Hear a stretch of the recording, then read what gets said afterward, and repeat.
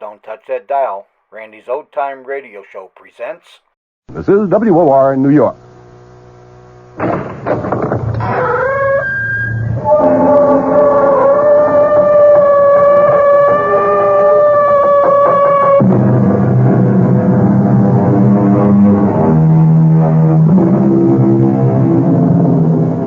Come in. Welcome. I'm E.G. Marshall. Welcome to the fear you can hear. Welcome to the sounds of suspense. It was the ill-fated Prince of Denmark, Hamlet, who lamented, "The time is out of joint. O cursed spite, that ever I was born to set it right." Many people before and since have echoed the same cry of despair, but none with more compelling justice and reason than Ethan Vigil, clockmaker and destroyer. Ethan Vigil, for whom a special clock struck a magic and an evil hour. You got your box in. Your move, Jake. No, don't rush me. I'm thinking. God in heaven, Ethan, how can you stand that infernal racket? What racket? Oh, you mean the clock striking? I don't even notice it anymore. Well, go ahead. What do you want to give up? No. Who can think of a chess move with all hell breaking loose? From now on, start our games after midnight. Have to drive a man stark, staring mad. I swear to Sam Hill, Ethan, you deliver.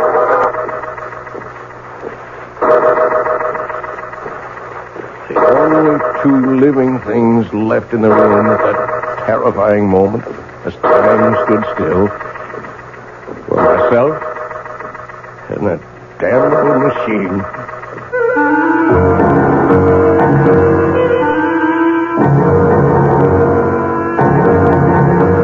Our mystery drama, Time and Again, was written especially for the Mystery Theater by Ian Martin and stars John Beal. It is sponsored in part by Anheuser-Busch Incorporated, brewers of Budweiser, and by the Kellogg Company, makers of Kellogg's Special K cereal. I'll return shortly with Act One. When you drink beer, do you tilt the glass for long, hearty swallows? Or just tip it and sip it? Well, sipping's the thing for wine. But Budweiser beer is a hearty drink, brewed for zest and character. The best way to enjoy Bud is to drink it. Not chug a lug, just man-sized beer drinker swallows. That's when that famous Budweiser taste, smoothness, and drinkability really come through. Smoothness and drinkability that come only from natural carbonation and exclusive beechwood aging. Smoothness and drinkability, too good for any half-hearted sipping. So drink up. You'll see that brewing beer right does make a difference. And that when you say Budweiser, you've said it all. Anheuser-Busch, St. Louis.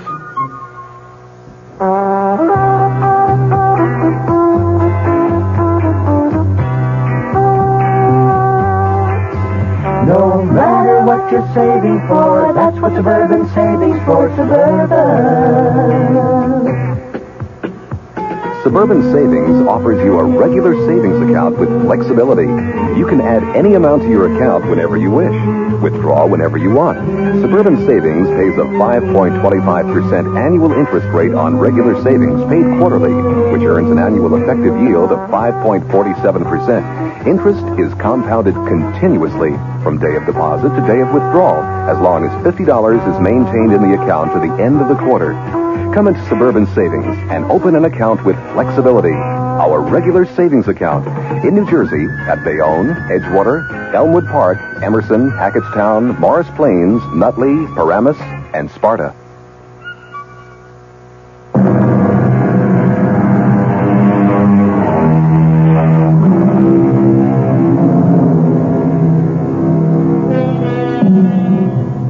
Few of us can resist the fascination of an auction, and I'm no different than most, which is how and why I happen to possess this curious document, which reveals a bone-chilling account of how many lives were lost so uncannily and eerily to the inhuman demands of what Ethan Vigil called that damnable machine.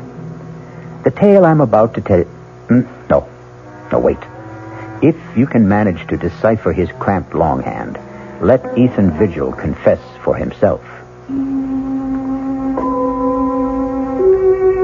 I, Ethan Vigil, clockmaker by trade, am writing this in case, when the moment comes, I fail to destroy the hourglass clock. For if I fail, someone must destroy it. Kill it. End its ghastly existence before God knows how many innocent people will die to satisfy its insatiable thirst. The clock itself came into my possession more or less by accident. I was working late at my shop one night about a year ago, and I heard a tapping on the closed glass door. On you nation, some people can't read signs. Darn fools like to break that glass. Stop that. Can't you see him closed? Hey, governor, please. Let me in. Oh, get on with you. You won't be sorry. Give me a chance. I'll give you the chance of a lifetime. Look. It was raining heavily, the water streaming down the glass, but the object he had drawn from the cover of his pea jacket drew my eyes like a magnet. It was a clock, the like of which I'd never seen. It was shaped like an hourglass, with a strange appearing pendulum hanging in the lower half and the face in the upper half. And in the place of the figure 12, at the top of the face, was the numeral 13. I had to see that clock more closely. Oh, bless you, Governor. You're a lifesaver, you are. What do you want? Oh, I want you to have a look at this here clock. The clock is the only reason I let you in. I'd like to have a look at it myself. Let's take it over to the bench. You want this clock repaired? I want to sell it to you, is what I want. I hope I don't regret this, but come on to my place in the back. There's a fire in there to dry you up a bit. You better back up to that fire. Where'd you get this clock? Why, it came into my possession when its owner died. Does it run? Well, now, that there clock, it doesn't run. I'd be the first to admit it. I'll give you $20. Oh, now, look here. $20. Take it or leave it. Well, I may be down and out, but I know a good thing when I see it, and I don't intend to be taken advantage of by somebody else. Doesn't seem to be any question of who's being taken advantage of. Harriet. Ethan, who is this person? He's a customer, more or less.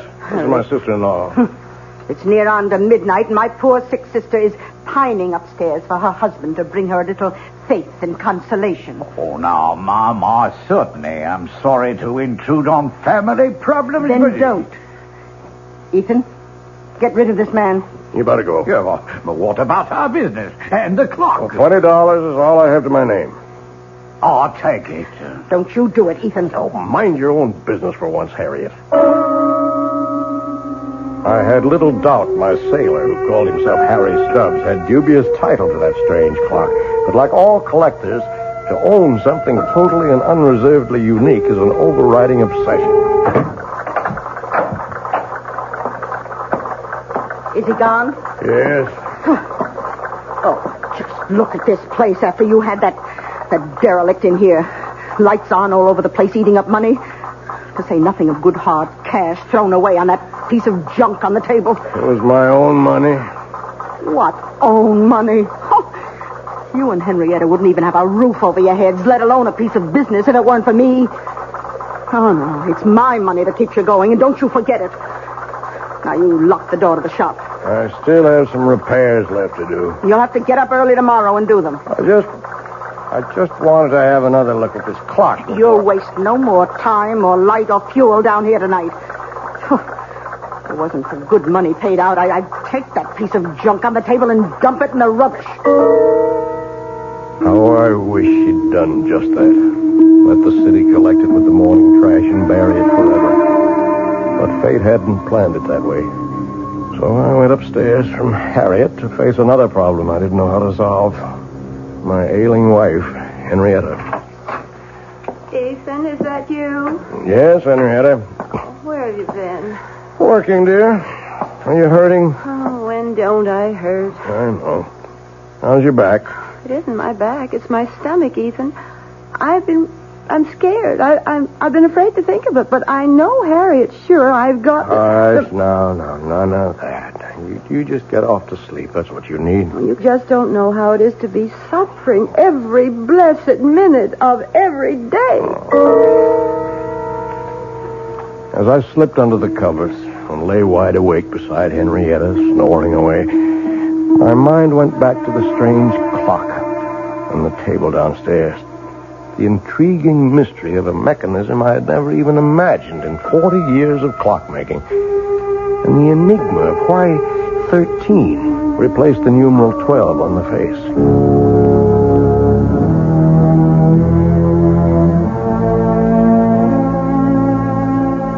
All the next morning, between my infrequent customers, I puzzled and poked and tried to reveal the workings of this bizarre clock. But by 1 o'clock in the afternoon, when I was completely stymied, my wife surprised me by coming out to the bench in her bathrobe. Henrietta, what's wrong? I've been calling for someone. Where's Harriet? Well, she went to market. I'm sorry, I didn't hear you. Oh, I've got those blinding headaches again. Could we send for Dr. Royce? Is that the old clock that Harriet told me you threw away hard-earned money on? It's a very valuable antique, an original. And it was my money. Does it run? No. And what good is it? It's worth $20 as it is, at least. In working condition, it could be priceless. Can you fix it? Oh, I don't know. Why not? Well, look at it, Henrietta. Have you ever seen anything like it? First of all, the hourglass shape of the case. What's inside? Well, that's the problem. Except for the 2 round glass windows. And they're not even glass. I don't know what they are. What window? And the one for the clock face in the upper cup, if you want to call it that, and the one in the lower inverted cup, where you can see what looks like a pendulum. Oh, can't you shake it and get that to swing? That doesn't seem to be the way it's activated. It's quite stationary. Funny lopsided shape. Maybe it melted or something. Can't you get into the works? Well, only through this lid on the top. Now, look. There's all you can see of the works. Very old. Wooden gears, wooden pinions, wooden axles. No way to lift it out. I can't even get my hand in there to try. Let me. It's so silly. There must be some way to... Ow! What is it? Look what your silly old clock has done. What's the matter? My finger is bleeding. It felt like something bit me. Oh, come on, let me see. It's just a scratch. Scarcely drew blood. Just the same, I'm not taking any chances with that dirty old clock. I could end up with blood poisoning. I'm going to run this underwater. Now, you get me a bandage and some disinfectant. Right with you. I was suddenly aware that the clock was running. And its beat was the sound of the human heart. But Ethan didn't follow his wife right away, because suddenly he had become conscious that the dead clock had come to life, that it had started to record time again, and that the sound of its beat was very different from all other clocks. It was a sound akin, if not completely similar, to the beat of the human heart. I shall return shortly with Act 2. And now another tale of the ball and chain. And Kellogg's Special K presents The good, the bad, and the heavy. Why is that cowboy wearing a ball and chain? Because carrying around extra pounds can be just like carrying around a ball and chain. How symbolic. What will it be, senor? Give me the Special K breakfast. Here you go. For a Special K, it's milk, orange juice, and coffee. Say, don't I know you from someplace? You probably don't recognize me with my ball and chain. I used to be 10 pounds lighter, but I'm getting back that way by exercising and eating smart at every meal. Starting with this here Special K breakfast. What's so special? It's less than 240 calories, 99% fat-free, and delicious. It's going to help me get rid of the sheer ball and chain. I bet your horse will be glad to hear that. another ball and chain. Fight but gust. Your happy ending could begin with the Kellogg's Special K breakfast. That's Kellogg's Special K That's right. Good night. This is WOR New York, your Mystery Theater station.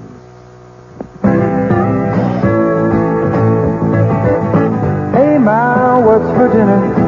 Hey, Ma, what you got? Hey, Ma, will it be much longer? My hunger gets stronger and I can't wait. She loves the family. She wants the best. She does all that she can do. She lets ShopRite do the rest.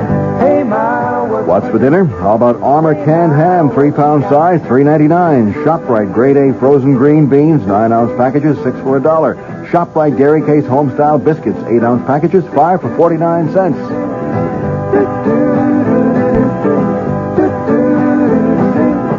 She loves the family. She wants the best. She does all that she can do. She lets ShopRite do the rest. Hey, Ma, what's for dinner? ShopRite has the answer.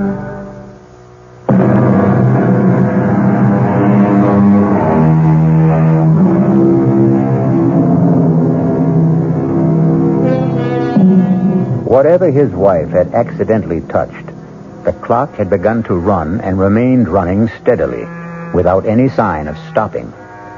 Ethan checked that Henrietta's wound was little more than a surface scratch, and returned to observe... But let him tell his own story for himself, as he wrote it in his confession.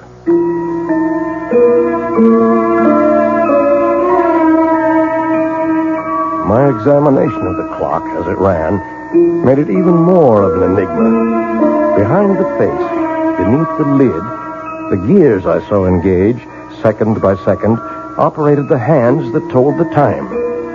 What motivated them was obvious, the strange mass that I had supposed a pendulum weight, but which now, quite clearly, was a diaphragm or pump, opening and closing to create energy, in a motion like a human fist, or... Yes, suddenly I knew why the irregular shape was familiar, like the human heart. But what in turn motivated that, or fueled it, was the ultimate mystery. Everything about this clock was different, exotic, strange. Even its chime for the hours, plangent, plaintive, almost the sound of a human voice.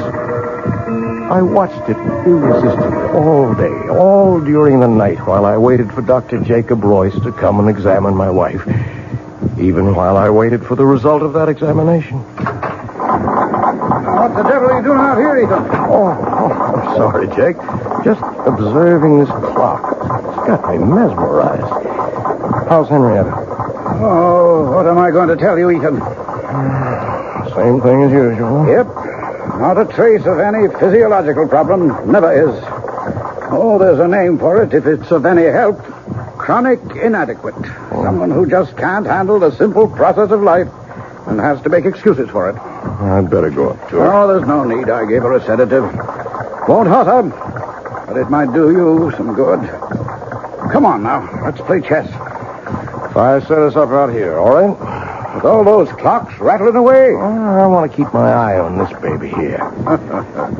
If you can't sit up with one sick friend, you've got to sit up with another.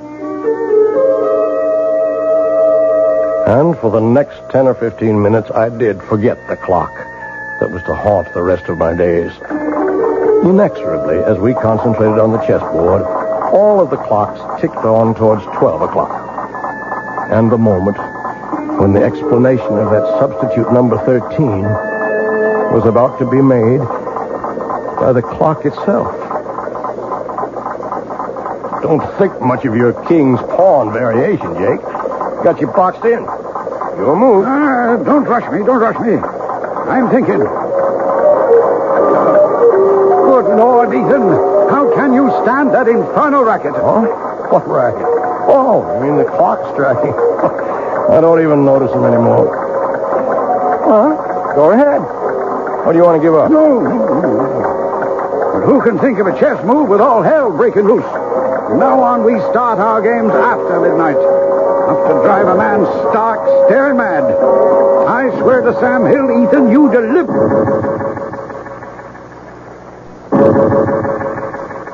After the 12th stroke of the hourglass clock's chime, there was no sound but the beat of the clock and my own heart. Everything else had stopped dead.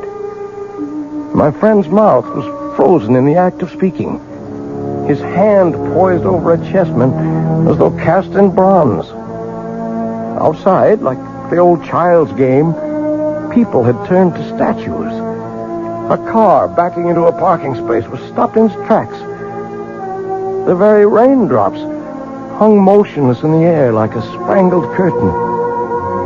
For everyone else in the world, save only me and that damnable clock, time was standing still.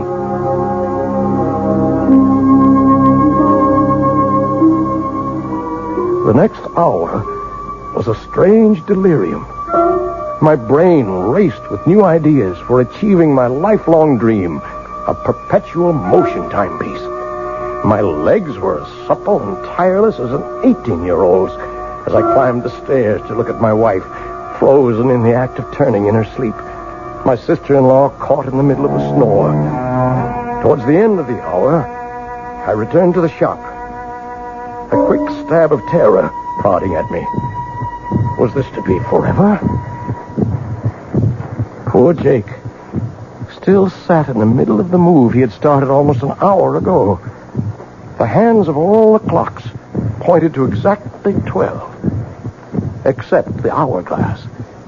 There, the small hand stood directly at 13, while the minute hand swept closer and closer to join it. With a sense of mounting excitement, I waited for their junction. Like the other clocks, my strange new one had only struck 12 before. Now I felt I knew the reason for 13. The extra magic hour of precious time that twice a day it offered to its owner. With bated breath, I waited for the proof. The missing chime. And then it came. Directly set us up here tonight to get me off my game. I concede. Don't you want some more time to think it over? Oh, it wouldn't matter if you gave me an hour to consider it. Tonight I'm too bushed to think. It's 1 minute after 12. We've only been at the game 10 minutes or so, and I feel as if I've been here for 70. Is it really only 10 minutes? You're the clockmaker, Ethan. Look all around you at your little markers. Yes, you're right. So it's true. You feeling all right? Never better. Why? You look a little strange for a minute. Matter of fact, Ethan, I've been meaning to mention it. I'd like to have you drop around to the office someday soon. What for? Well, you're not as young as you were, you know. And you've been pushing yourself pretty hard lately. Want to make a date now? No, I'll call you. No, don't forget. Now, there's something I wish all my patients were as healthy as. Yeah, 20 years since I started that old avocado tree in the window. And like Topsy, it just grew. Don't you believe it? Oh, that took a lot of tender, loving care. Watered just right, pinching it back, bringing it along to grow up right. Just like the child. I love that old tree. Well, listen, man's got to have something to love. Yeah, I reckon. Oh, you don't think there's anything really wrong with Henry, do you? No, I don't. Just another of her eternal spells. Well, night, old friend. Rain, stop. Good night, Jake.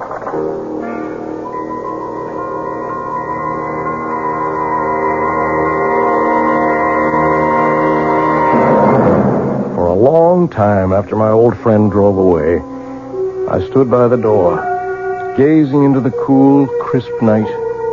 I didn't notice the cold. I was too full of a kind of welling excitement inside me. What a gift that clock had brought me. The dreams were building like castles in my head. Why, I was richer and more powerful than a king. Well, now I knew, no matter what, that for 2 blessed hours every day, from now on, I was a free man. And the last thing I heard that night as my head hit the pillow was the triumphant beat of the clock sounding in my inner ear. Or was it the sound of my own heart?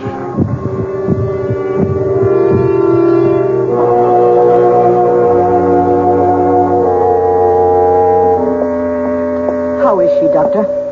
I don't know, Harriet. Now, I don't mean to alarm you, but I think we'll put your sister Henrietta in the hospital for a few days for observation. Well, what's the matter with her? Well, that's what I wanted to put her in the hospital for. Find out. Well, what do you suspect it is? I don't suspect it's anything. I just want to reassure myself. Now, why don't you go up and keep her company while I talk to Ethan? Oh, you won't have any trouble convincing him. I don't see why I can't take care of her. Well, you can't this time, Harriet. If you want to help, go sit with her. I'll make the arrangements with Ethan. How's Henny? I want to put her in the hospital for a few days, Ethan. Oh, she's that sick? I'm not sure. Whatever it is, this is not just one of her spells. I want her under observation for a while. Oh, whatever you say, Jake. Yeah. I wish I knew what to say. I feel a little guilty. Ever since that night a few weeks ago when we were playing chess. What do you mean, guilty? Well, damn it, for 20 years I've been medicating her imaginary ills. I wonder if maybe I got careless that night. Huh?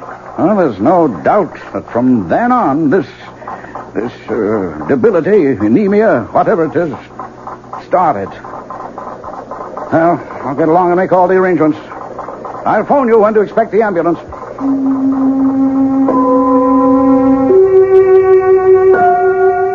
I had my own guilt nagging at me. In the months since I'd discovered the secret of the clock, I'd thought of pretty nearly nothing else. I waited as eager as a child for those 2 stolen hours every day. Not only for the relief from Harriet's nagging and poor Henrietta's everlasting complaints, but for the lift, the joy, the youth and vigor that they brought me. For I'd gone one better than Ponce de Leon. For part of a day, anyway. I had found the fountain of youth. But a wave of shocks was about to jolt me back to reality.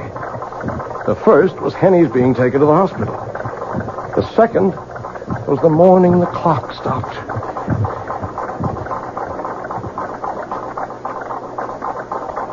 Oh, no. No! What is it? No, Ethan. You can't stop. What is it, Ethan? What's wrong? The clock, it stopped. Oh, is that all? I've got to get it started. Oh, you shake it like that, it'll end up in pieces. Good riddance. I told you it was a waste of money. Get out of here. How dare you talk to me like that? Oh, I certainly will. Nobody's going to talk to me like that, particularly not you. I was frantic. My golden hours of solitude gone. My extra gift of precious time and the rebirth of youth. I couldn't let them go. There must be some way to bring them back. Start that damned intricate mechanism again. Clock was dead. Its lifeblood somehow drained. Blood? But that's what started it in the first place. Maybe... Oh, damnation. Oh, let it ring. I've got to find something to... Oh, all right. Hello? Ethan, it's Jake. Oh, Jake. Look, I don't want to talk now. Oh, then you've heard. Heard what? About Henrietta? Oh, she's not... I just got back to my office and got a message from the hospital. I'm afraid she's passed away. Oh, are you sure? Well, I'm on my way to the hospital now, just on the outside chance. Better meet me there. I'm on my way.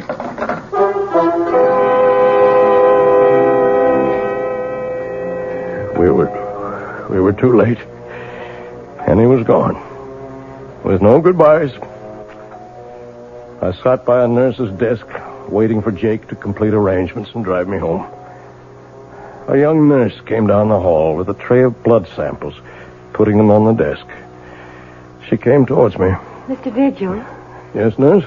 Dr. Royce asked me to tell you he'll only be a minute or two. Oh, thank you, nurse. As she walked away, my eyes following her blindly, then I was looking at that tray of blood samples. Blood. It was Henny's cutting her finger that started the clock. Would that be the answer? I acted without thinking. In a moment, I had slipped one of the tubes into my pocket, and I was back in my seat before Jake came striding down the hall.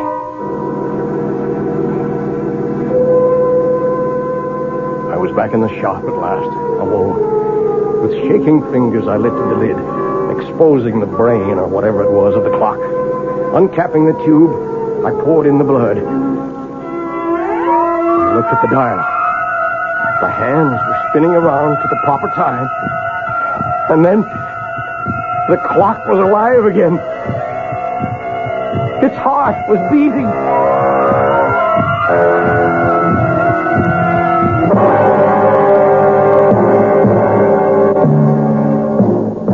It would have been better, far better, had Ethan left it for dead. As we shall see when we return shortly with Act 3. We knew we had a good thing going, but we're absolutely delighted that you know it, too. I'm Hy Brown, producer of Radio Mystery Theater, saying thank you. Thank you for those thousands of letters. Our prize drawing is over now, and I wish I could thank each of you personally. But here's the rub. So many of you ask questions about all sorts of things having to do with radio that sifting through the letters will take weeks. So here's a suggestion. If you need a quick reply, do write again, just the question this time, and we'll try to answer right away. Send it to Mystery Theater, Box 5152, Radio City Station, New York 10019. That's Mystery Theater, Box 5152, Radio City Station, New York 10019. And again, thanks so very much for your fabulous encouragement. This is WOR New York, your station for the Mystery Theater. Hello, this is Joe Franklin. Ladies and gentlemen and boys and girls, for the very latest in nostalgia, for the ultimate in remembering, please join with me on Saturday nights from 9:05 to 11 o'clock, where memories are truly happening right here over WOR Radio. It is my privilege to present radio's original Memory Lane program, but positively the original. And whether it's Al Jolson or Benny Goodman or Louis Armstrong or Eddie Cantor or Harry James or the Dorseys, Mario Lanza, Gene Krupa, the young Frank Sinatra, George M. Cohan, Bing Crosby, Bogart, Lombard, Cagney, and all those happy times of radio's comedy and drama and soap opera. We have it fascinatingly, and all the sounds are reproduced crystal clear Saturday nights from 9:05 till 11 over WOR Radio. Yours truly, Joe Franklin, hosting Memory Lane. Tune in.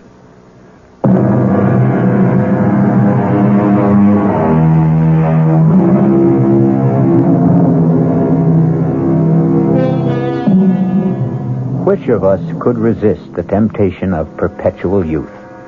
Or short of that, any extension of life? 2 extra hours a day is 730 a year, almost exactly an extra month. In a lifetime, 6 whole more years. But what Ethan Vigil forgot is that for every action, there is a reaction. For every gift, a recompense. The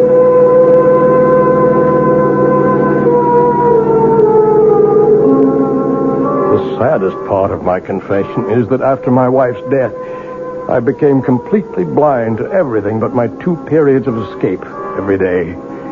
More and more, my sister-in-law, Harriet, took over the ordinary part of life, transforming my beloved clock shop into a nightmare against which I preferred to close my eyes. Ethan? What, Harriet?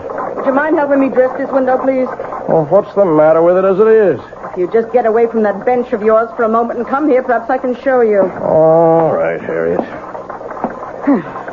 You know how I'm branching out now that I'm the active partner in the store. Oh, yours and Jim Cracks. Well, you might know you'd lag a mile behind the times. This is novelty jewelry, and to sell it, we must display it. Cheap claptrap.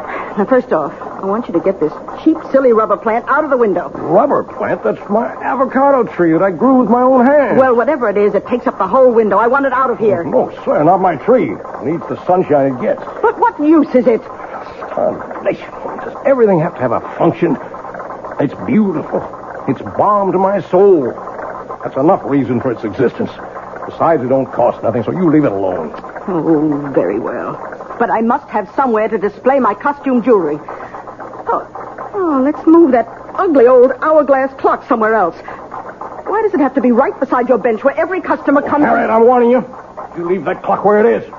Don't you ever dare lay a hand on it, you hear me? Oh, my, aren't we touchy? Well, just let me remind you of something, Ethan. With Henrietta gone, her share goes to me, so I am 2/3 of this store. I can have it any way I want to. Over my dead body. You can do what you want with all your cheap, tinsely stuff, but you keep your hands off that clock. Oh, heaven's sake, all right. Don't you have an appointment with Dr. Royce? Oh, no, I forgot. I'll get right over to his office.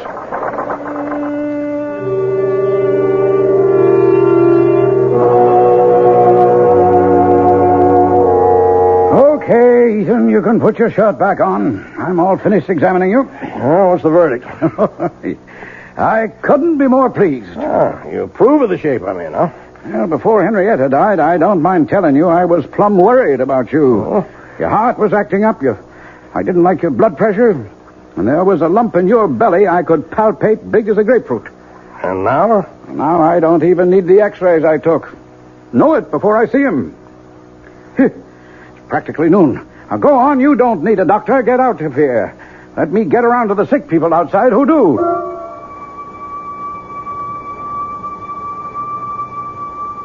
As I went into the outer office, I glanced at the electric clock on the wall. The hands clocked to noon as I did so. And I was looking at a, by now, familiar scene. The nurse who had risen to escort the next patient in was suddenly transfixed, halfway up from her chair. A child about to scream remained with face contorted, the scream not yet uttered. A thought crossed my mind. It was a month since I had fed the clock that first transfusion. I went into Jake's small lab, opened the refrigerator, I helped myself to a blood sample, and left.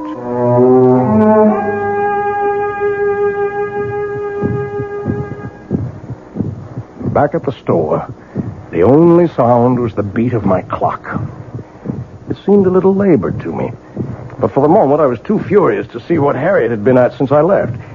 Draped all over my avocado tree were festoons of cheap tin and glass jewelry, and Harriet, the superior smirk on her face, was caught immobile in the act of adding more.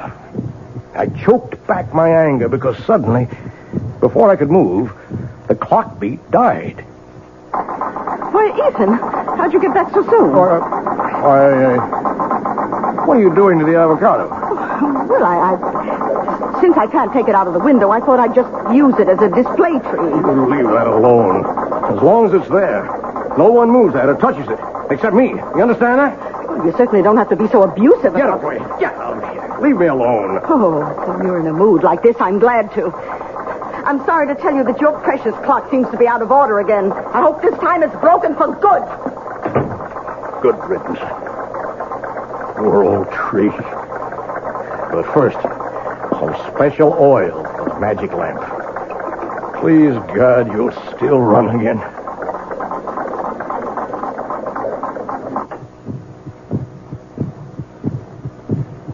And time stood still again. The pattern for the next months of my life was set. The part of it in my waking moments was only a necessary bridge between the long hours of infinite relief and accomplishment my clock brought me each noon and midnight. My designs for my perpetual motion mechanism were completed. I had already started to build it. That was my real life. Although I found to my dismay that the clock seemed to demand more and more frequent transfusions to stay running. But these were easy to steal from Jake's office in the hours when time stood still. Then once again, events caught up with me. Oh, Jake, just a moment. What are you doing here this time of night? Well, the evening's young. I thought a chess game might get some things off my mind. What were you frowning at in the window when I passed? My plant there. Avocado? Oh, yeah.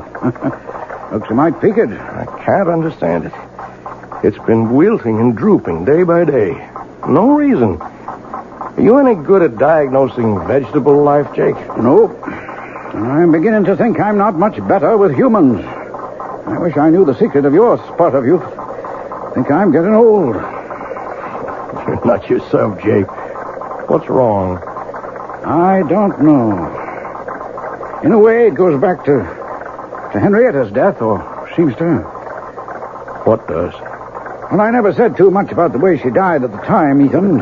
Congestive heart failure, you said? Oh, that's true enough. That's a condition that produces an end to living. But what caused it? Are you asking me? No, I'm asking myself.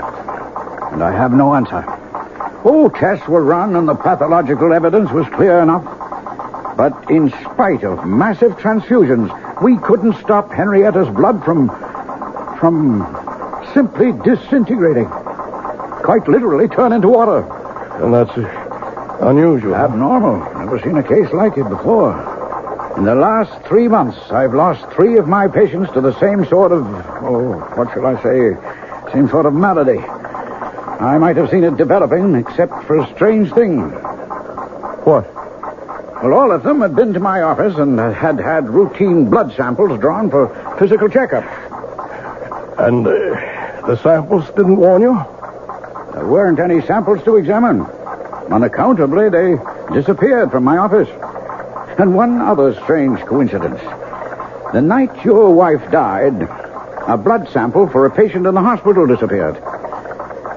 And that patient died later? Yep, about 4 weeks later. But I don't know why I'm worrying you with all this. It's none of your business. Well, it is. Huh?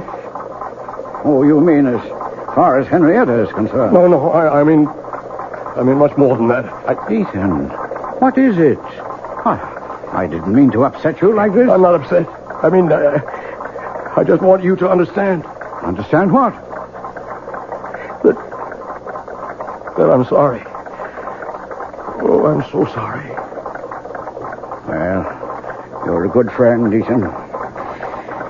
And I guess I don't feel like any chess tonight now. I'll run along. Jake. Yeah? I never asked before, but do you remember exactly what time Henny died? Oh, about 25 to 12, I think. I didn't have to think. I knew it all now. That was the precise moment that evil clock first stopped. So it was a monster, insatiable, that once having tasted blood, continued to suck on its victim till it had drained all life away. And I was no better, no less evil. I had been feeding this mechanical vampire at the cost of other human lives. In a daze, unable to explain to him, I saw my old friend Jake out and turned to face what I had to face.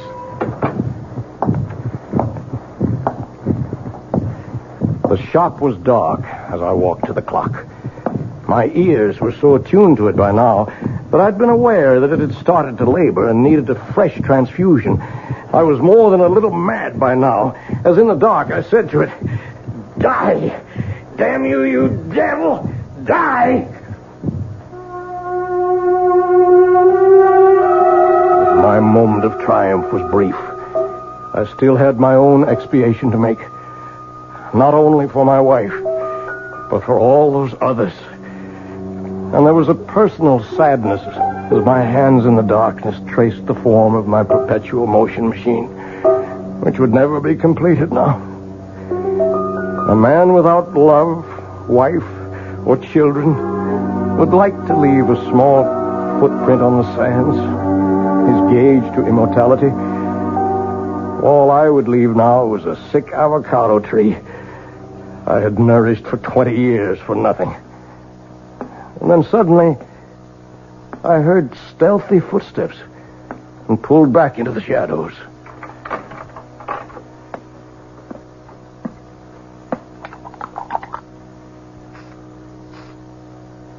Harry. Oh, I thought you'd gone to bed. What are you doing to the plant? Oh, why, it's just some food to make Let me see. It's a weed killer. You've been poisoning my tree. Why, you... Don't you touch me. Get away from me. Get away. Look what you've done. I've cut my hand. It's your fault. But finally you've smashed up this ugly old clock for good. It's dead. Just as dead as your precious avocado tree is going to be. And don't think you can save it. I knew you'd never agree to take it out of the window, so I've been poisoning it for weeks. It's as good as dead right now. And so were you, Harriet. So were you. Her blood had started the damn thing again. But this was to be the last time. What is there left to say? I have to watch another human being die. Slowly, inexorably, unable to arrest the inevitable. And even though it is someone I despise, my guilt is in no way lessened. The only pleasure I can take is that as Harriet sinks, so does that remorseless, evil, damnable machine. And once its heart is stilled, I shall destroy it forever. The one element I have not tried against it is the enemy of the devil. I shall take it, chained to my body, when we go to our grave in the river, to share it for eternity. As I finish this confession, to mail to my good friend, Dr. Jacob Royce, I can hear the evil thing labor, about to die. It's time for me to write the end.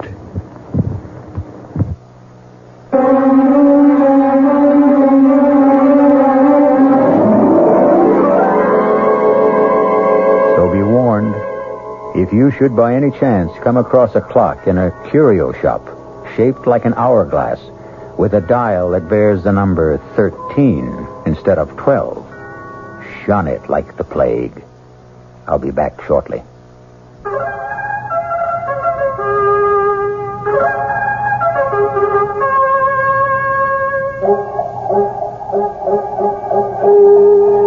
Hello, mystery fans. This is the Creeping Claw. Yes, this is the Claw, and I'm coming your way. I'm coming your way, and I'm gonna get you.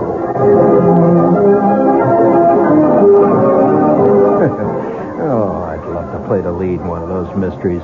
This is Gene Shepard, gang, and I'm here to tell you that there's been a great time change here on WOR, and from here on in, I'm going to be heard every night. There's been all kinds of phone calls about it, so here's the answer. Every night at 9:15, Monday through Friday. Gene Shepard, better known as the Creeping Claw. Good evening, I'm Patricia McCann. Dora McCann and I hope to have the pleasure of your company this week from 11:15 a.m. to 12, Monday through Friday. And let me tell you what we've got planned. Food prices have gone up again, so tomorrow we'll talk good, cheap food and how to make it taste. Then Tuesday, the day we've set aside for our ongoing nutrition series, our guest will be Diane Buckman, and she'll tell you how to use herbs to make everything from your own cosmetics and perfume to a natural tranquilizer. Then on Wednesday, we're going to get tough. Our guest will be Ralph Sharrell, a lawyer, a consumer, and a complainer, and he wants to tell us all how to get satisfaction from Ma Bell, Con Ed, and a local TV repairman. Thursday, Dora McCann interviews a lady who does a lot of ad-libbing in the kitchen, who doesn't think you should be uptight about a lot of the old rules and regulations. Her name is Glenn Andrews. She's author of impromptu cooking. And then last but not least, on Friday, you'll hear Muhammad Salam, who'll talk about his Middle Eastern restaurant, the Tripoli restaurant here in New York, one of the best. Have we got a date? Monday through Friday, the McCann program right here on WOR.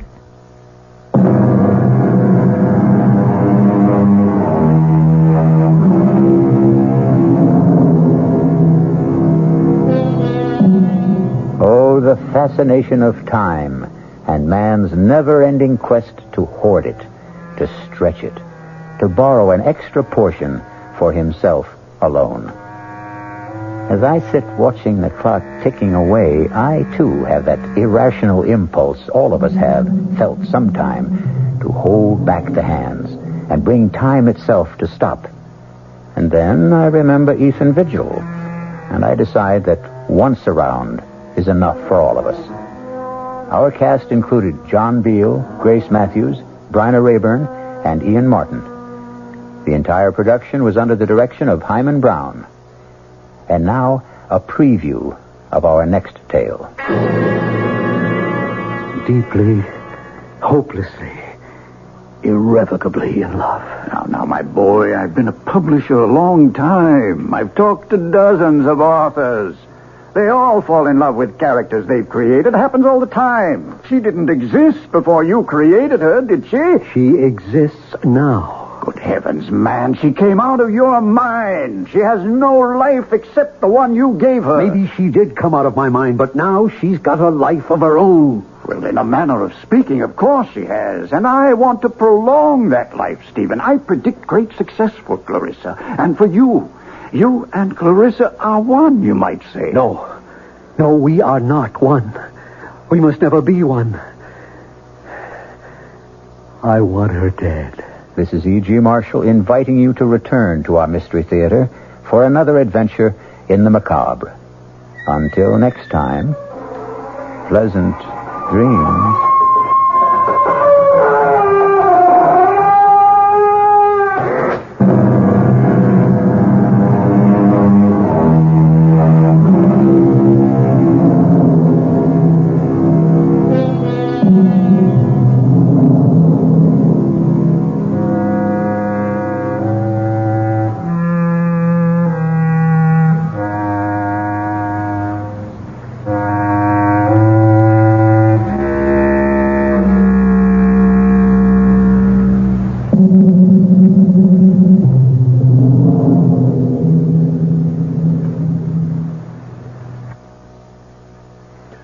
WOR Mystery Theater was brought to you by ShopRite Supermarkets, where you get a lot more for a little less, and by Suburban Savings, with offices throughout North Jersey.